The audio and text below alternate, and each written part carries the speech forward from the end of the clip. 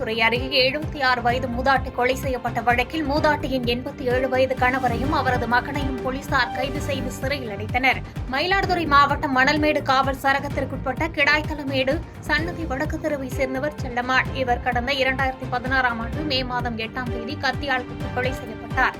இந்த வழக்கு மயிலாடுதுறை மாவட்ட அமர்வு நீதிமன்றத்தில் நடைபெற்று வந்த நிலையில் சொத்து தகராறில் செல்லம்மாளை கொலை செய்து அவரது கணவர் சுப்பிரமணியன் மற்றும் மகன் ராமலிங்கம் ஆகியோருக்கு ஆயுள் தண்டனையும் ரூபாய் 2000 அபராதம் விதித்து நீதிமன்றம் தீர்ப்பு வழங்கியது. மேலும் அபராதம் கட்ட தவறினால் மேலும் 3 மாதம் சிறை தண்டனை அனுபவிக்க வேண்டும் என்று தீர்ப்பு விதித்து நீதிபதி விஜயகுமாரி உத்தரவிட்டார்.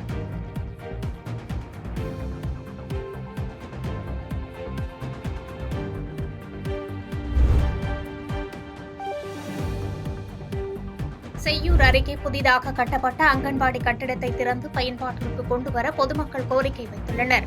செங்கல்பட்டு மாவட்டம் செய்யூர் அருகே நெடுமரம் ஊராட்சிக்குட்பட்ட உடல்காரக்குப்பம் பகுதியில் கடந்த 2 வருடங்களுக்கு முன்பு சுமார் 10.16 லட்சம் மதிப்பீட்டில் தேசிய ஊரக வேலை திட்டத்தின் கீழ் அங்கன்வாடி மைய கட்டிடம் கட்டப்பட்டது. பழைய நியாய விலைக் கடையில் அங்கன்வாடி மையம் நடைபெற்று வரும் நிலையில் நியாய விலைக் கடையின் சுற்றிலும் தண்ணீர் தேங்கியுள்ளதால் கொசுக்கள் உற்பத்தியாவதோடு நோய் தொற்று பரவும் அபாயம் உள்ளது. இந்நிலையில் உடனடியாக புதிதாக அமைக்கப்பட்டுள்ள அங்கன்வாடி கட்டிடத்தை திறக்க கோரிக்கை எழுந்துள்ளது.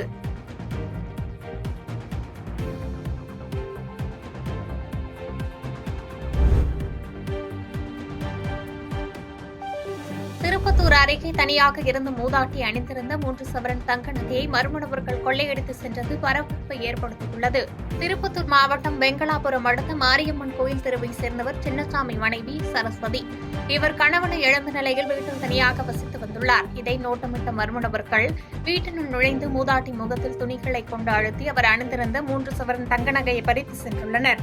இதுகுறித்த புகாரின் அடிப்படையில் கிராமிய போலீசார் சம்பவ இடத்திற்கு சென்று விசாரணை மேற்கொண்டதோடு நகை பறிப்பில் ஈடுபட்ட மர்ம நபர்களை தீவிரமாக தேடி வருகின்றனர்.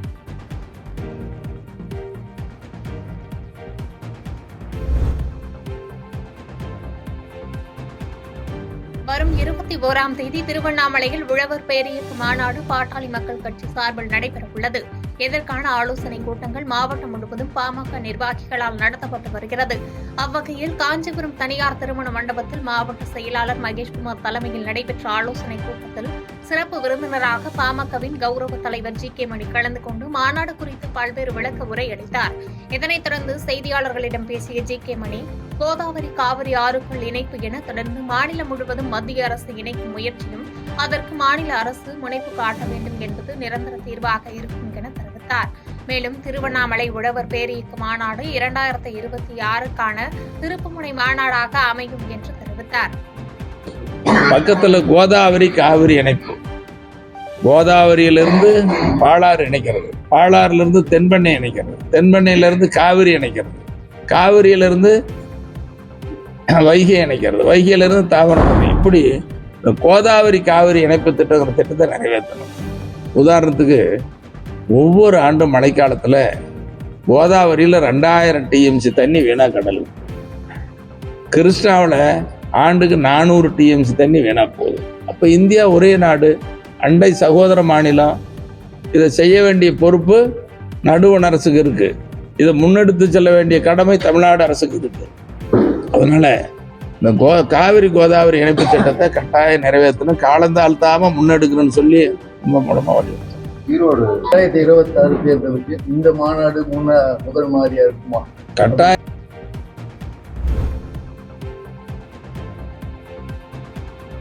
அருப்புக்கோட்டை கோட்டாட்சியர் அலுவலகத்தில் நடைபெற்ற விவசாயிகள் குறைதீர்க்கும் நாள் கூட்டத்தில் விவசாயிகள் அடுக்கடுக்கான குற்றச்சாட்டுகளை வைத்ததால் பரபரப்பு ஏற்பட்டது.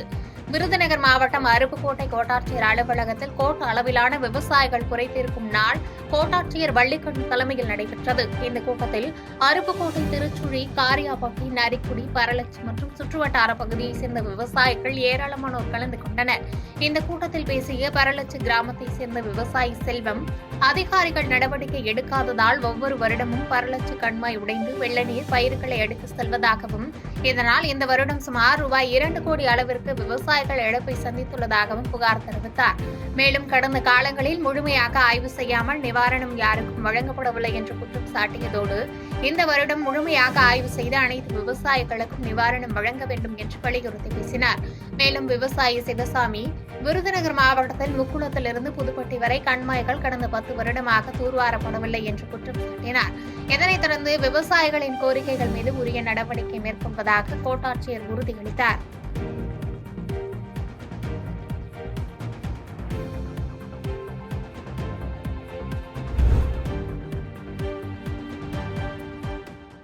மனவளர்ச்சி குறைபாடு உடைய சிறுவனை பாலியல் பலாத்காரம் செய்த நபருக்கு 25 ஆண்டுகள் சிறை தண்டனை விதித்து தேனி போக்சோ சிறப்பு நீதிமன்றம் தீர்ப்பு வழங்கியுள்ளது.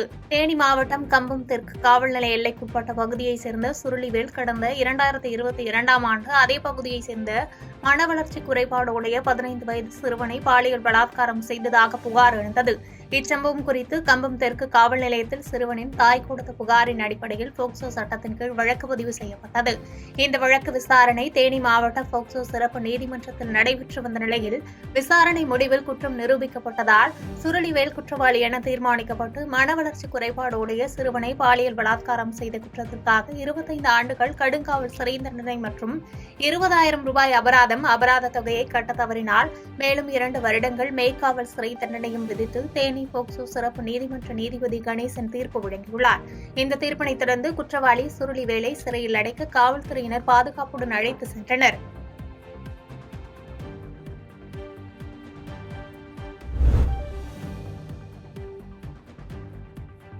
ஐயப்ப பக்தர்கள் சென்ற காரும் சரக்கு வாகனமும் நேருக்கு நேர் மோதிய விபத்தில் தெலுங்கானா மாநிலத்தைச் சேர்ந்த 2 ஐயப்ப பக்தர்கள் உயிரிழந்த சம்பவம் சோகத்தை ஏற்படுத்தியுள்ளது. தேனி மாவட்டம் தேவதானப்பட்டி அருகே திண்டுக்கல் சாலையில் ஐயப்பன் கோவில் சென்றுவிட்டு திரும்பிய தெலுங்கானா மாநில காரும் தேனி நோக்கி சென்ற சரக்கு வாகனமும் நேருக்கு நேர் மோதிய விபத்தில் தெலுங்கானா மாநிலத்தைச் சேர்ந்த ஐயப்ப பக்தர்கள் 2 சம்பவ இடத்திலேயே உயிரிழந்தனர். மேலும் பயணம் செய்த 2 படுகாயங்களுடன் தேனி அரசு மருத்துவக் கல்லூரியில் சிகிச்சைக்காக அனுமதிக்கப்பட்டுள்ளனர். விபத்து குறித்து தேவதானப்பட்டி காவல்துறையினர் வழக்கு பதிவு செய்து விசாரித்து வருகின்றனர்.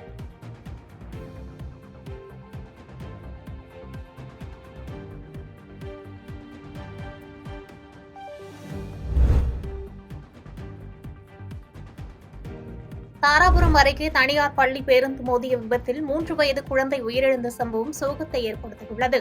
திருப்பூர் மாவட்டம் தாராபுரம் அருகே உள்ள ஆட்சியூர் கிராமத்தைச் சேர்ந்த பாலசுப்ரமணியம் மஞ்சுளா தேவி தம்பதியின் 6 வயது மகள் தியா அலங்கியம் சாலையில் உள்ள தனியார் பள்ளியில் 1ஆம் வகுப்பு படித்து வருகிறார். வழக்கம் போன்று பள்ளி முடிந்து சிறுமி வீட்டிற்கு பேருந்தில் வந்துள்ளார். வீட்டின் முன்பு சிறுமி பள்ளி பேருந்திலிருந்து இறங்கிய போது தியாவின் தம்பி 3 வயது குழந்தை ஆதீஸ்வரன் வாகனத்தின் முன்பகுதியில் நின்றபோது எதிர்பாராத விதமாக குழந்தை மீது பள்ளி வாகனம் மோதியதில் 3 வயது குழந்தை ஆதீஸ்வரன் சம்பவ இடத்திலேயே தலையில் பலத்த காயமடைந்து உயிரிழந்தார். குழந்தையின் உடல் பிரேத பரிசோதனை கூடத்தில் வைக்கப்பட்ட நிலையில் விபத்து குறித்து தாராபுரம் போலீசார் தனியார் பள்ளி வேன் ஓட்டுநரிடம் விசாரணை மேற்கொண்டு வருகின்றனர். அரசு மருத்துவமனையில் குழந்தையை இழந்த உறவினர்கள் கண்ணீர் விட்டு கதறும் காட்சி பலரையும் பரிதாபப்பட வைத்தது.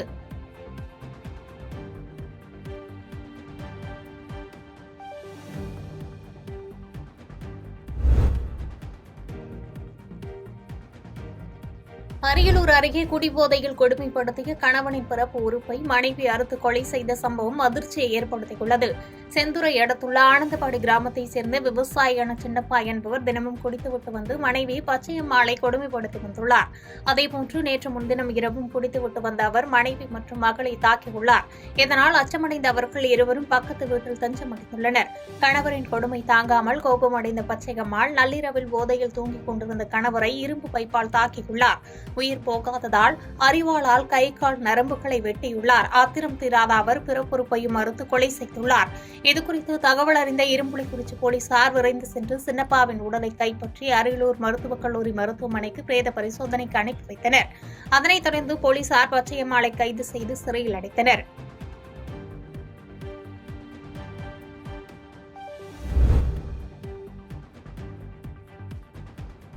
மதுராந்தகம் அருகே கிளியாற்றில் அடித்துச் செல்லப்பட்ட பள்ளி மாணவன் சடலமாக மீட்கப்பட்ட சம்பவம் அப்பகுதி மக்களிடையே பெரும் சோகத்தை ஏற்படுத்தியுள்ளது. செங்கல்பட்டு மாவட்டம் மதுராந்தகம் அருகே மலைப்பாளையம் பகுதியைச் சேர்ந்த +2 பள்ளி மாணவன் புவனேஷ் கடந்த 3 தினங்களுக்கு முன்பு கிளியாற்றில் குளிக்க சென்றபொழுது வெள்ளத்தில் அடித்துச் செல்லப்பட்டார். பள்ளி மாணவனை தேடும் பணியில் 4வது நாளாக சென்னையிலிருந்து வர வைக்கப்பட்ட பேரிடர் மீட்புக் குழுவினர் மற்றும் மதுராந்தகம் தீயணைப்புத் துறையினர் சேர்ந்து 20க்கும் மேற்பட்டோர் தீவிரமாக தேடும் பணியில் ஈடுபட்டு வந்த நிலையில் மாணவன் உயிரிழந்த நிலையில் உடலை கைப்பற்றினர். மேலும் மாணவன் உடலை செங்கல்பட்டு அரசு பொது மருத்துவமனைக்கு உடற்கூறு ஆய்வுக்காக அனுப்பி வைத்து மதுராந்தகம் போலீசார் வழக்கு பதிவு பதிவு செய்து விசாரணை நடத்தி வருகின்றனர். பாதகம் செய்பவரை கண்டால் நாம் பயங்கொள்ளலாகாது பாப்பா. மோதி மிதித்து விடு பாப்பா, அவர் முகத்தில் உமிழ்ந்து விடு பாப்பா. அண்மை செய்திகளை உடனுக்குடன் தெரிந்து கொள்ள இணைந்திருங்கள் இயம்நாடு தொலைக்காட்சியுடன்.